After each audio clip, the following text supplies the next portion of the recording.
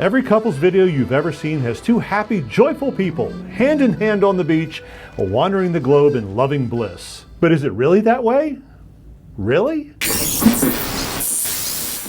Hi, I'm Rick Higgins, and I am half of a couple. Which half, you may ask? Well, I don't know quite yet, but I do have years of experience traveling with another human being, and I can tell you absolutely couples travel is great, until it's not.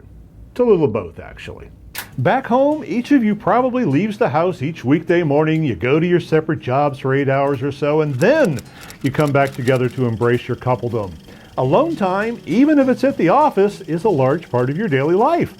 You're not always joined at the hip. And then suddenly you're traveling, and you're never alone ever again. Now, one of the biggest problems of couples travel is you're also confined into a very small space. Now, whether you're staying in a hotel room, a small Airbnb apartment, it's not just the two of you being a couple all the time. It's fighting over the limited storage space. It's fighting over the single bathroom you now have to deal with. You got more space at home, and now you're kind of standing in each other's way because there's no other place to stand. And it's going to be like this every single moment. But it doesn't have to be bad. It doesn't have to end with a divorce lawyer. Now, honestly, this is my biggest travel flaw because I have it in my head that if I'm traveling with another person, I want to be with that other person all of the time. So everywhere we go, everywhere we come back, everything we do, I have it in my head. I just want to do it together.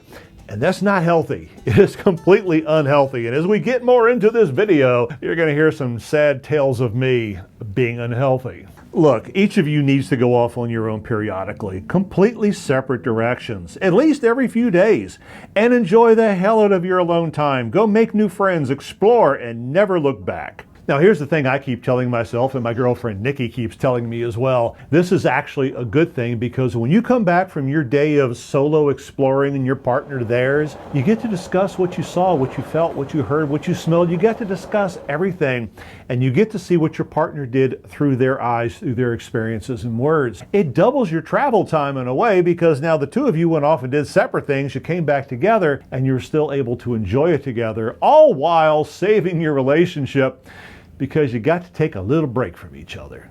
Decisions, choices. At home, the biggest choice or decision you have to make is, hey, what do you want for dinner? Whatever you want. You know how that ends. But when you're traveling, everything is a choice. Everything is a decision. Everything has to be signed off by both of you. Now, you might think that solo travel is better in this regard because you don't have to form a committee to make a decision. You get to decide everything on your own. Now, I know Nikki and I are a little bit lucky in that everything we want to do, I want to do, she wants to do, we're about 90% of the time, we're in sync with the other person.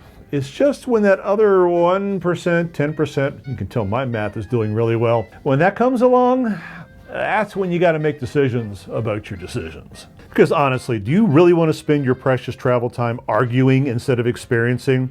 Is getting your way more important? Those hours that you spend in conflict, they're not while you're out there.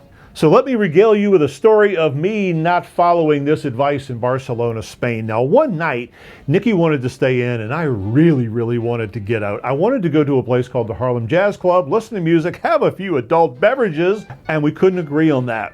And long story short, basically, I kind of left in a huff because we couldn't make the choice. I couldn't realize that a choice could be made just to do things separately. So I stormed off to the jazz club. I got my adult beverages, but I never listened to the music. The entire time I had this juvenile dialogue going in my head going, I'll show her I'm off having fun and she's just sitting at home alone, yada yada, all that stupid nonsense. It ruined my night. I actually came home early because I couldn't enjoy myself. Had I just realized it is allowable, permissible, and encourageable to go off and do things on your own. If you can't make a choice or a decision where the two of you agree on something, just agree that you're going to do the things separately and then come back together. You know, travel between couples doesn't mean you're handcuffed to each other. It means you can experience things your way, the together way, or any way that makes sense. Now, another big problem with couples travel is reliance, as in one person seems to become more reliant on the other person to have them do everything. So one person gets to be the planner and one person gets to be the decider. And when you get a paradigm like that, you're going to have a lot of resentment. Now, I know that sounds like any area of your relationship, including who does the dishes, takes out the trash, the laundry, yada, yada, yada. But when you're traveling, you can easily fall into this role where one person always does the decision making, one person always gets to do the deciding, and it's not going to end well for you. Take turns, a flip-flop. Both of you do the research on whatever it is that you want to do separately. And remember what I talked about choices before and solo travel.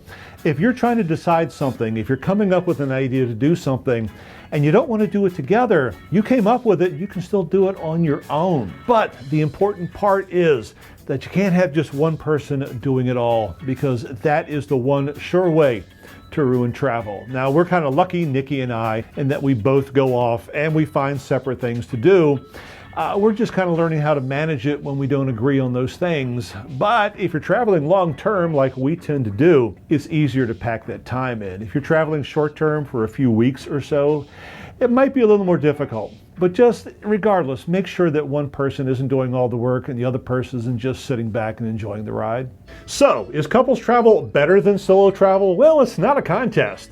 Seriously, it's not a contest. They're both great. They're just different. Now, I've done a lot of solo travel. For instance, I've hopped on my motorcycle and gone off for weeks at a time, all by my little lonesome. And it has been great because I can do what I want, when I want, and how I want. I have also spent months on end traveling with another human being. It's also incredibly great because you got two sets of eyes, two sets of experiences. And there's a lot of things that you can do together that you can't do solo. But the title of this video has to do with couples travel. Is it dangerous? Can it be harmful to a relationship? Well, yeah, pretty much anything, including deciding to go to dinner, can be harmful to a relationship. It's just amplified when you're pushed together into a little small hotel room. You can't get away from each other. But still, use the power of two. Use the power of your coupledom to enhance, to expand, to further explore whatever it is that you're doing. You can make it better with another person, because couples travel can also be solo travel. It's not an either or. It's not the contest. It's whatever you want it to be. So with that, be healthy, be happy, travel well together and separately, and we will talk to you real soon.